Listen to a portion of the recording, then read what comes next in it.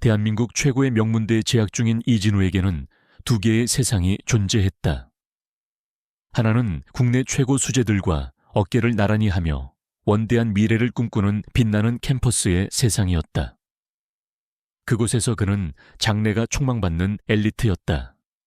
친구들은 대부분 의사나 변호사 대기업 임원의 자제들이었고 그들의 대화는 늘 해외 인턴십이나 유럽 여행 아버지의 세차 이야기로 가득 차 있었다. 그리고 또 다른 세상. 그가 매일 밤 돌아가야만 하는 낡고 허름한 연립주택의 세상이 있었다. 그 세상의 중심에는 그의 아버지 이강철 씨가 있었다. 저녁 8시. 현관문 열리는 소리와 함께 익숙하지만 늘 피하고 싶은 냄새가 집 안으로 밀려들었다. 땀과 흙먼지, 그리고 희미한 시멘트 냄새. 건설 현장에서 하루 종일 고된 노동을 마치고 돌아온 아버지의 냄새였다. 다녀왔다. 아버지는 늘 그랬듯 짧게 인사하며 집 안으로 들어섰다. 햇볕에 그을린 얼굴은 고단함으로 가득했고 작업복 여기저기에는 굳어버린 흙먼지 자국이 선명했다. 진우는 컴퓨터 화면에서 눈을 떼지 않은 채 건성으로 대답했다. 네, 오셨어요. 그는 아버지가 벗어놓은 흙먼지 투성이의 작업화와 안전모를 애써 외면했다. 아버지의 저 모습이 진우에게는 벗어나고 싶은 가난의 상징이자 친구들 앞에서 자신을 한없이 작아지게 만드는 부끄러운 비밀이었다. 물론 아버지를 사랑했다. 세상에서 단 하나뿐인 가족이었고 아들을 위해 평생을 헌신해 온 분이었다. 하지만 그 사랑과는 별개로 아버지의 직업이 부끄러웠다. 그 모순된 감정이 소년에서 청년이 된 지금까지도 그를 괴롭히고 있었다. 결정적인 사건은 며칠 전에 있었다. 진우는 부유한 집안의 여자친구와 영상통화를 하고 있었다. 여자친구가 웃으며 물었다. 진우 씨, 아버님은 무슨 일 하세요? 나중에 한번 뵙고 싶은데. 진우는 순간 심장이 덜컥 내려앉았다. 그는 자신도 모르게 거짓말을 했다. 아, 저희 아버지는 건설 회사에서 일하세요. 현장 총괄하시는 그런 관리직이에요. 바로 그때 아버지가 과일 한 접시를 들고 그의 방으로 들어왔다. 진우는 기겁하며 황급히 노트북 카메라를 천장으로 돌렸다. 그리고는 여자친구에게 급한 일이 생겼다며 허둥지둥 통화를 끊어버렸다. 어색한 침묵이 흘렀다. 아버지는 아들의 책상 위에 과일 접시를 조용히 내려놓았다. 그는 아들의 거짓말을 들었지만 아무것도 묻지 않았다. 그저 아들의 어깨를 한번 툭툭 두드려주고는 쓸쓸한 뒷모습을 보이며 방을 나갔다. 진우는 그런 아버지의 뒷모습을 보며 죄책감과 동시에 안도감을 느꼈다. 그 복잡한 감정이 너무나도 싫었다. 그날 밤 아버지는 잠든 아들의 방에 조용히 들어왔다. 그는 책상 위에 놓인 아들의 전공 서적들과 벽에 붙어있는 대기업들의 로고를 물끄러미 바라보았다. 그리고 자신의 손을 내려다보았다. 나무 껍질처럼 거칠고 곳곳에 굳은 살이 박여 있으며 손톱 밑에는 흙대가 끼어 있는 손. 아들이 그토록 부끄러워하는 손. 아버지는 그 손으로 아들을 키웠고 그 손으로 아들의 학비를 벌었다. 그는 아들의 이마에 흐트러진 머리카락을 조용히 쓸어 넘겨주었다.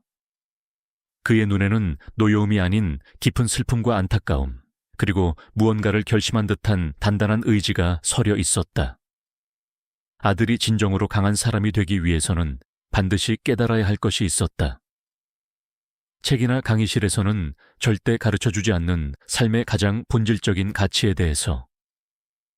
아버지는 아들에게 마지막이자 가장 중요한 가르침을 주기로 마음먹었다.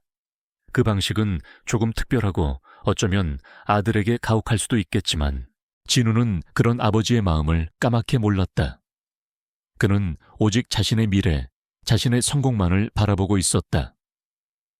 며칠 후 그는 대한민국 최고의 건설회사인 대성건설의 신입사원 공채 공고를 보았다. 업계 최고의 연봉, 최고의 복지, 그리고 무엇보다도 성공이라는 두 글자를 보장해주는 꿈의 직장이었다. 심장이 다시 뛰기 시작했다. 여기라면, 이곳에만 들어갈 수 있다면 지긋지긋한 가난과 아버지의 직업이 주는 부끄러움에서 완전히 벗어날 수 있을 것 같았다. 그는 자신의 모든 것을 걸기로 했다. 밤을 새워 자기소개서를 쓰고 예상 면접 질문을 뽑아 연습하며 그는 오직 합격만을 꿈꿨다. 합격 통보를 받고 아버지 앞에 떳떳하게 서는 자신의 모습을, 더 이상 아버지를 숨기거나 부끄러워하지 않아도 되는 완벽하게 새로운 세상으로의 탈출을, 진우는 지원하기 버튼을 힘주어 클릭했다. 그는 몰랐다. 그 클릭이 자신이 그토록 벗어나고 싶어 했던 아버지의 세상 한가운데로 스스로 걸어 들어가는 첫걸음이 될 줄은. 이진우의 노력은 배신하지 않았다. 며칠 후 그의 이메일함에 대성건설 서류 전형 합격 안내라는 제목의 메일이 도착했다. 그는 심장이 멎을 듯한 기쁨에 주먹을 불끈 쥐었다. 꿈을 향한 첫 번째 관문을 통과한 것이다. 아버지, 저 서류 합격했어요. 그날 저녁 진우는 애써 태어난 척하며 아버지에게 소식을 전했다. 아버지는 잠시 젓가락질을 멈추고 아들의 얼굴을 바라보았다. 그의 거친 얼굴에 희미하지만 따뜻한 미소가 번졌다. 잘했다 내 아들. 장하다. 그뿐이었다. 아버지는 더 묻지도 더 칭찬하지도 않았다. 그저 묵묵히 저녁 식사를 계속했다. 진우는 그런 아버지의 무덤덤한 반응이 조금 서운했지만 대수롭지 않게 넘겼다. 아버지는 원래 표현에 서툰 분이었으니까. 그는 곧이어 있을 1차 면접과 인적성 검사 준비에 다시 몰두했다. 1차 면접과 필기시험은 진우에게 식은 죽 먹기였다. 명문대에서 갈고 닦은 지식과 철저한 사전 준비 덕분에 그는 어떤 질문에도 막힘없이 대답했다. 면접관들은 그의 자신감 넘치고 논리적인 답변에 만족스러운 표정을 지었다. 그는 합격을 예감했다. 반짝이는 유리벽으로 둘러싸인 고층 빌딩에 사무실 몸에 딱 맞는 멋진 슈트 높은 연봉과 사회적 성공. 그 모든 것이 손에 잡힐 듯 가까워 보였다. 그는 이미 자신의 승리를, 그리고 지긋지긋한 가난으로부터의 탈출을 그리고 있었다. 그리고 마침내 최종 임원 면접을 알리는 이메일이 도착했다. 진우는 환호성을 질렀다. 하지만 기쁨도 잠시 그의 눈은 메일의 세부 안내사항에 고정되었다. 그곳에는 그의 상식을 벗어나는 아주 특별한 전형 절차가 적혀 있었다. 최종 면접 안내. 이에 앞서 당사의 핵심 가치인 현장 중심주의에 대한 지원자의 이해도를 높이고자 최종 면접 대상자 전원은 1일 현장 체험 프로그램에 의무적으로 참여해야 합니다. 건물은 회의실이 아닌 땅 위에서 지어지며 진정한 리더는 우리 회사의 근간이 되는 현장의 땀과 노력을 이해해야 한다는 것이 대성건설에 변치 않는 철학입니다. 뭐야 이게? 진우는 자신도 모르게 불평을 터뜨렸다. 이런 시대에 무슨 구시대적인 현장 체험이란 말인가? 자신은 관리직 미래의 경영인이 될 사람이지 현장에서 먼지를 뒤집었을 노동자가 아니었다. 그는 이 절차를 자신과 같은 엘리트 인재에 대한 모욕이라고 생각했다. 하지만 어쩔 수 없었다. 꿈의 직장으로 가는 마지막 관문이었다. 그는 마지못해 깊은 짜증과 불만을 안고 현장 체험에 참여하기로 했다. 시험의 날이 밝았다. 진우는 옷장에서 가장 낡고 편한 옷을 꺼내 입었다. 마음속으로는 이미 이 무의미한 하루를 어떻게 버텨낼지 계산하고 있었다. 그가 도착한 곳은 서울 도심 한복판에 위치한 거대한 주상복합 건설 현장이었다. 하늘을 찌를 듯 솟아있는 타워 크레인 기계들이 굉음을 내며 쉴 새 없이 움직이고 수백 명의 인부들이 각자의 위치에서 분주하게 일하고 있었다. 그 거대한 규모와 역동성에 그는 잠시 압도당했다. 그와 함께 최종 면접에 오른 다른 지원자들 역시 어색한 표정으로 주위를 둘러보고 있었다. 모두들 명문대 출신의 깔끔한 외모를 한 엘리트들이었다. 그들은 대성건설에서 지급한 새 안전모와 깨끗한 조끼를 착용하고 있었지만 현장의 분위기와는 전혀 어울리지 않는 이방인들처럼 보였다. 곧이어 험상궂은 인상의 현장 소장이 그들 앞에 나타났다. 그는 지원자들을 위아래로 훑어보더니 짧고 거친 목소리로 말했다. 여기 있는 여러분들이 책상 물림 도련님들이란 거 잘 압니다. 하지만 오늘 하루만큼은 여기가 여러분들 직장이고 여기 계신 기술자분들이 여러분들 선배입니다. 명심하고 예의 갖춰서 행동들 하시오. 진우는 그의 무례한 말투에 속으로 혀를 찼다. 그는 다른 지원자들 뒤쪽으로 슬쩍 자리를 옮겼다. 어떻게든 눈에 띄지 않고 이 불쾌한 시간을 조용히 보내고 싶었다. 현장 소장의 인솔에 따라 지원자들은 현장 투어를 시작했다. 진우는 학구적인 관찰자의 시선으로 현장을 훑었다. 비효율적인 동선 개선해야 할 작업 방식 같은 것들이 눈에 들어왔다. 그는 이미 머릿속으로 현장 개선 보고서를 작성하고 있었다. 그때였다. 일행이 건물의 기초공사가 한창인 지하층으로 향했을 때 그곳은 현장에서 가장 시끄럽고 가장 덥고 가장 힘든 작업이 이루어지는 곳이었다. 인부들은 쉴 새 없이 시멘트를 섞고 무거운 철근을 나르고 있었다. 그리고 바로 그곳 땀과 먼지로 뒤범벅이 된 인부들 무리 속에서 진우는 얼어붙고 말았다. 익숙한 등, 구부정한 어깨, 낡아빠진 작업복, 육중한 삽을 능숙하게 다루는 저 몸짓, 아버지였다. 그의 아버지 이강철 씨가 바로 그곳에 있었다. 진우의 머릿속에서 폭탄이 터졌다. 믿을 수가 없었다. 아니, 믿고 싶지 않았다. 서울의 건설 현장이 수백 수천 개일 텐데 왜 하필 이곳이란 말인가? 왜 하필 오늘 자신의 인생에서 가장 중요한 날에 온 우주가 자신을 상대로 잔인한 농담을 하는 것만 같았다. 그의 가장 끔찍한 악몽이 그의 성공을 가늠할 경쟁자들 앞에서 현실로 펼쳐지고 있었다. 심장이 갈비뼈를 부술듯이 세차게 뛰기 시작했다. 그는 본능적으로 거대한 기둥 뒤로 몸을 숨겼다. 온몸의 피가 역류하는 듯한 뜨겁고도 질식할 것 같은 수치심이 그를 덮쳤다. 자, 이제 각 팀에 배치되어서 직접 작업을 도와보면서 현장이 어떻게 돌아가는지 배워보겠습니다. 이진우 지원자는 저기 레미콘 팀으로 가세요. 현장 소장의 목소리가 확성기를 통해 크게 울려 퍼졌다. 진우의 피가 차갑게 식었다. 레미콘 팀, 아버지가 일하고 있는 바로 그 팀이었다. 이제 피할 곳은 없었다. 시험은 이제 막 시작되었을 뿐인데 그는 이미 자신의 마음속에서 완벽한 패배자가 되어 있었다. 이진우의 발걸음은 청은망은처럼 무거웠다. 그는 애써 태연한 척하며 현장 소장이 가리킨 레미콘 팀을 향해 걸어갔다. 가까워질수록 아버지의 모습이 더 선명하게 보였다. 그리고 그와 함께 진우의 심장을 옥죄는 수치심도 더욱 커져만 갔다. 아버지 이강철 씨는 아들이 다가오는 것을 보았다. 그의 눈에 스친 아주 짧은 놀라움과 당혹감. 하지만 그것도 잠시 그는 이내 아무 일도 없다는 듯 다시 자신의 일에 몰두했다. 아는 척도 눈인사도 없었다.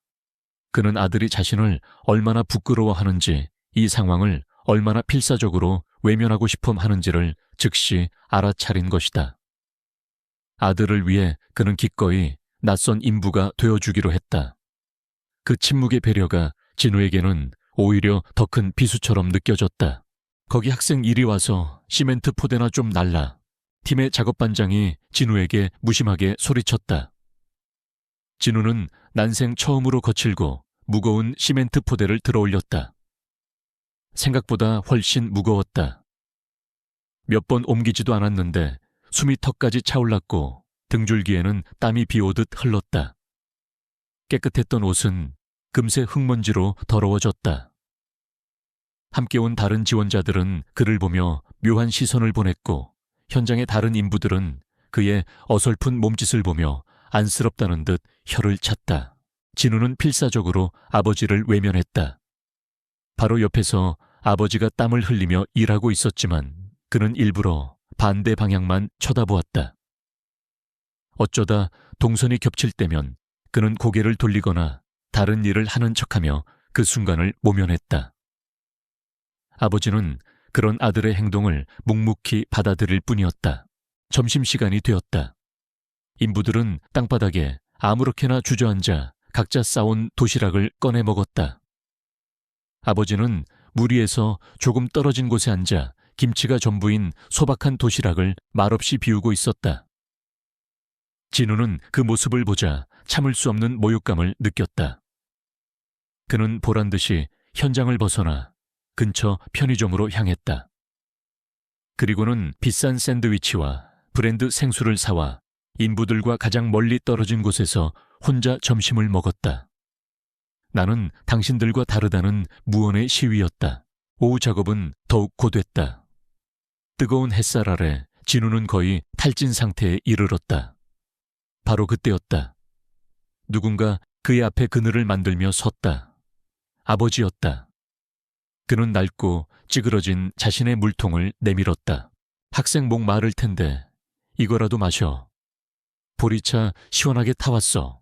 진우는 아버지의 거칠고 투박한 손과 그 손에 들린 낡은 물통을 경멸하듯 쳐다보았다. 그리고는 얼음처럼 차가운 목소리로 말했다. 아닙니다. 괜찮습니다. 그는 마치 더러운 것을 피하듯 한 걸음 뒤로 물러서며 자신이 사온 생수병을 들어보였다. 저는 제 물 있습니다. 아버지의 손이 허공에서 순간 멈칫했다.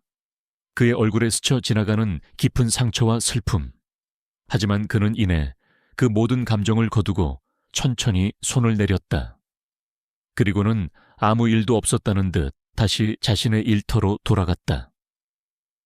진우는 그 모습을 보며 가슴 한구석이 따끔거렸지만 이내 자신의 행동을 합리화했다. 어쩔 수 없는 일이라고. 사건은 바로 그 직후에 터졌다. 타설을 앞둔 거푸집의 핵심 철근 구조물 일부가 설계도와 미세하게 맞지 않는 문제가 발생한 것이다. 현장의 젊은 기사가 도면을 들고 와 한참을 들여다보았지만 원인을 찾지 못해 안절부절 못했다. 설계 자체에 오차가 있었던 것 아닐까요? 구조 계산을 다시 해봐야 합니다. 진우를 포함한 다른 지원자들은 저마다 책에서나 배운 뻔한 해결책들을 늘어놓았다. 하지만 그들의 말은 현장의 실제적인 문제 해결에 아무런 도움이 되지 못했다. 현장의 분위기는 점점 심각해졌다. 바로 그때 조용히 상황을 지켜보던 이강철 씨가 앞으로 나섰다. 그는 도면을 보는 대신 숙련된 장인처럼 구조물의 이곳저곳을 직접 손으로 짚어보고 눈으로 각도를 가늠했다. 그의 행동에는 수십 년의 세월이 녹아든 확신이 엿보였다. 잠시 후 그는 젊은 기사를 향해 낮은 목소리로 말했다. 김 기사, 저쪽 상단 앵커 볼트 조일 때 각도가 살짝 틀어졌어. 눈으로는 잘 보이지도 않을 정도지만 저것 때문에 전체 균형이 안 맞는 거야. 저것만 풀어서 다시 제대로 잡아봐. 그럼 바로 맞을 거야. 젊은 기사는 반신반의하는 표정이었지만 다른 뾰족한 수가 없었기에 그의 말대로 공구를 가져와 볼트를 다시 조절하기 시작했다. 그러자 거짓말처럼 들어가지 않던 철근 구조물이 제자리를 찾아 정확하게 들어맞았다. 우와, 맞다, 딱 맞아요. 문제가 해결되자 현장 소장이 달려와 이강철 씨의 등을 호탕하게 두드렸다. 역시 이 반장님이야. 내가 이럴 줄 알았지. 30년 경력은 어디 도망 안 간다니까. 주변의 다른 인부들도 역시 우리 반장님이라며 고개를 끄덕였다. 젊은 기사는 존경과 감탄이 뒤섞인 눈으로 그에게 허리를 숙여 감사 인사를 했다. 반장님, 진우는 그 모든 광경을 바로 옆에서 숨막히는 충격 속에서 지켜보고 있었다. 아버지는 그저 평범한 인부가 아니었다. 그는 이 현장에서 모두가 인정하고 존경하는 최고의 기술을 가진 반장이었다. 자신이 그토록 무시하고 부끄러워했던 그 아버지가 사실은 이 거친 세상 속에서 누구보다 유능하고 존경받는 리더였다는 사실. 그의 머릿속이 복잡해지기 시작했다. 자신의 비싼 등록금과 번듯한 옷을 만들어준 아버지의 저 손이 그저 막노동꾼의 더러운 손이 아니라 수십 년의 지혜와 경험이 담긴 장인의 손일지도 모른다는 생각이 처음으로 그의 머리를 스쳤다. 수치심에 두꺼운 벽에 아주 작은 균열이 생기기 시작했다. 어느덧 하루가 끝나고 현장 체험이 종료되었다. 진우는 멀리서 아버지가 다른 인부들과 웃으며 인사를 나누는 모습을 보았다. 하루 종일 고된 노동에 시달렸지만 아버지의 표정은 패배자의 그것이 아니었다. 자신의 일을 사랑하고 동료들과 유대감을 나누는 충만한 사람의 얼굴이었다. 진우는 무거운 마음으로 택시에 몸을 실었다. 내일이면 대망의 최종 면접이었다. 하지만 어찌 된 일인지 합격에 대한 자신감보다 오늘 하루 종일 자신이 저지른 어리석고 부끄러운 행동들이 머릿속을 떠나지 않았다. 그는 자신의 희고 부드러운 손을 내려다보았다. 그리고 아버지의 거칠고 투박하지만 모든 문제를 해결해냈던 그 손을 떠올렸다. 그는 처음으로 자신에 대해 그리고 자신이 알고 있다고 믿었던 세상에 대해 깊은 혼란에 빠져들고 있었다. 다음 날 아침 이진우는 자신의 옷장에서 가장 비싼 맞춤 정장을 꺼내 입었다. 어젯밤 그는 거의 한숨도 자지 못했다. 머릿속에서는 어제의 일들이 쉴 새 없이 재생되었다. 인부들의 땀냄새, 기계의 소음, 그리고 이 반장이라 불리던 아버지의 모습. 그는 애써 그 기억들을 머릿속에서 지워내려 노력하며 넥타이를 고쳐맸다. 오늘은 그의 인생이 걸린 날이었다. 어제의 혼란 따위에 발목 잡힐 수는 없었다. 대성건설 본사 빌딩은 그 위용만으로도 사람을 압도했다. 진우는 긴장감에 마른 입술을 축이며 최상층에 위치한 임원 면접실로 향했다. 길고 육중한 마호가니, 테이블 서울의 정형이 한눈에 내려다 보이는 거대한 통유리창, 그리고 그의 운명을 결정할 수 있는 듯한 날카로운 눈빛의 임원들. 면접실의 공기는 얼음장처럼 차갑고 무거웠다. 면접이 시작되었다. 임원들은 시장 분석 기업 전략 미래 비전 등 날카로운 질문들을 쏟아냈다. 진우는 어젯밤의 혼란은 모두 잊은 듯 다시 명문대 수재의 모습으로 돌아왔다. 그는 막힘없는 논리와 인상적인 데이터 분석으로 모든 질문에 완벽하게 대답했다. 임원들은 만족스러운 듯 고개를 끄덕였고 진우는 자신감을 되찾기 시작했다. 그래, 이곳이야말로 자신의 무대였다. 현장에 흙먼지가 아닌 냉철한 지성과 전략이 오가는 이 회의실이야말로 그의 답변이 끝나갈 무렵 한 임원이 그에게 예상치 못한 질문을 던졌다. 어제 현장 체험은 어땠습니까? 이진우 지원자 여러 인부들과 함께 일하면서 가장 인상 깊었던 점은 무엇이었죠? 진우의 심장이 덜컥 내려앉았다. 올 것이 오고야 말았다. 그는 순간 무슨 말을 해야 할지 몰라 머뭇거렸다. 아버지의 얼굴이 떠올랐지만 그는 차마 그 이야기를 꺼낼 수 없었다. 그는 애써 미소를 지으며 잘 포장된 모범 답안을 내놓았다. 네, 현장의 뜨거운 열정과 땀의 가치를 직접 느낄 수 있는 소중한 경험이었습니다. 특히 회사의 근간이 되는 기초작업의 중요성을 다시 한번 깨달았습니다. 진부하고 영혼 없는 대답이었다. 몇몇 임원들이 서로 미묘한 눈빛을 교환하는 것이 느껴졌다. 진우는 식은땀이 흐르는 것을 느꼈다. 바로 그때였다. 면접실의 가장 안쪽에 있던 육중한 문이 소리 없이 열렸다. 비서의 목소리가 방안을 울렸다. 회장님께서 들어오십니다. 그 말에 좌중에 앉아있던 모든 임원들이 약속이나 한 듯 자리에서 벌떡 일어섰다.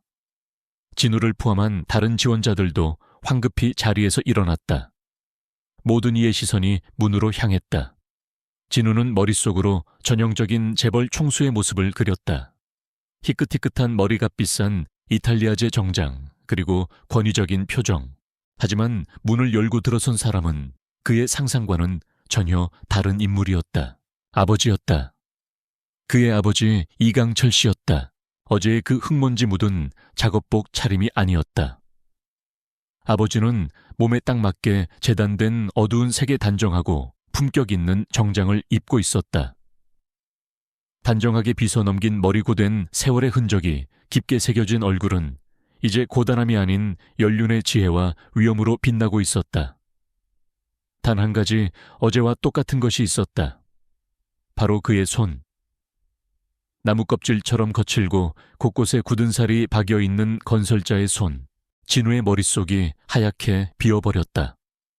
어제 현장에서 자신을 학생이라 부르던 인부. 자신이 낯선 사람 취급하며 무시했던 바로 그 남자.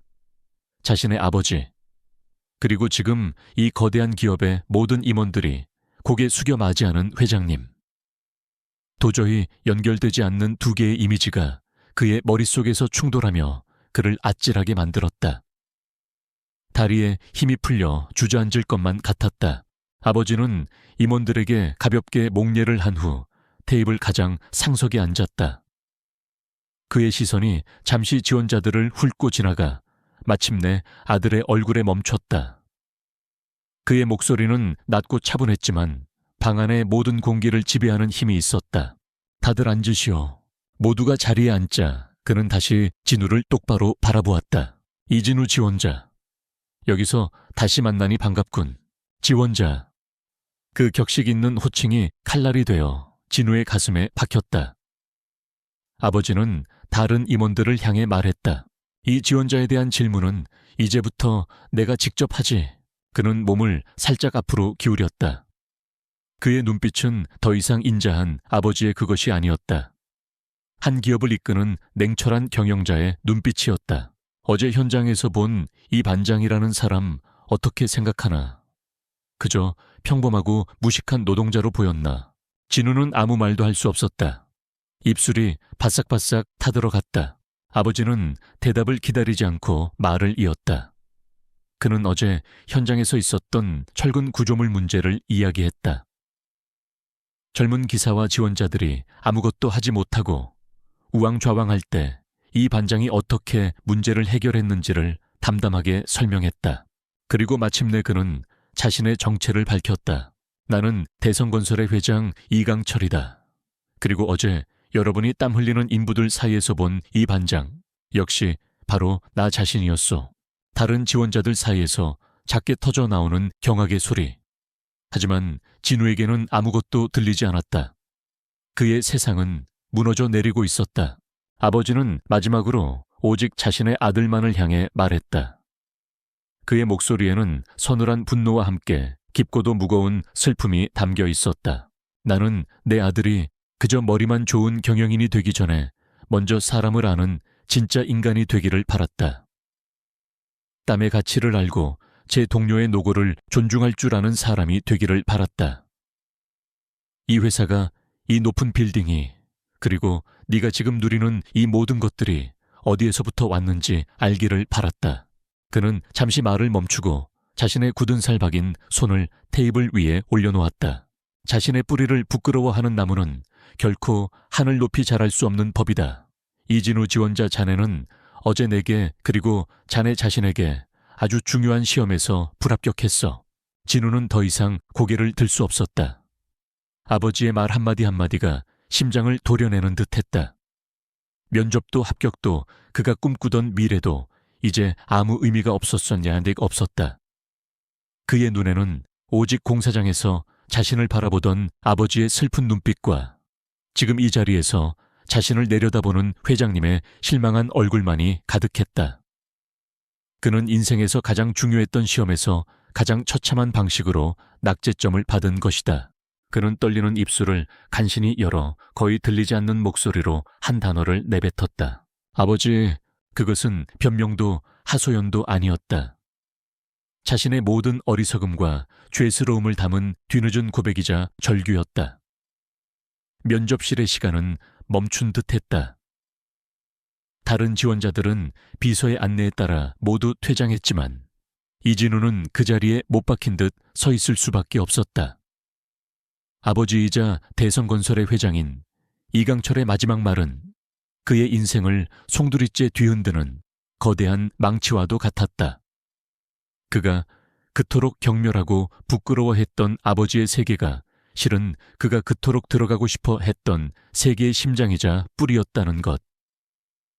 그 거대한 아이러니 앞에서 그의 모든 지식과 야망은 한낱 먼지처럼 무력했다. 마침내 진우는 움직였다. 그는 회장석에 앉아있는 아버지를 향해 다가가 그 앞에 힘없이 무릎을 꿇었다. 그의 어깨가 가늘게 떨리고 있었다. 아버지, 제가 다 잘못했습니다. 그의 목소리는 터져 나오는 울음에 잠겨 있었다. 그는 더 이상 빛나는 미래를 꿈꾸던 엘리트 지원자가 아니었다. 자신의 어리석음을 깨닫고 아버지의 깊은 사랑과 상처 앞에서 비로소 참회하는 철없는 아들이었다. 용서하지 마세요. 저는 그럴 자격조차 없는 놈입니다.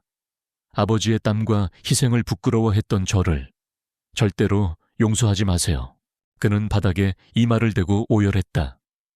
지난 세월 동안 아버지를 남몰래 무시하고 친구들 앞에서 거짓말을 하고 심지어 어제 현장에서 아버지를 낯선 인부 취급했던 자신의 모든 부끄러운 모습들이 파노라마처럼 스쳐 지나갔다.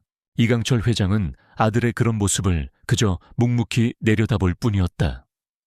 그의 얼굴에는 분노가 아닌 깊은 연민과 슬픔이 서려 있었다.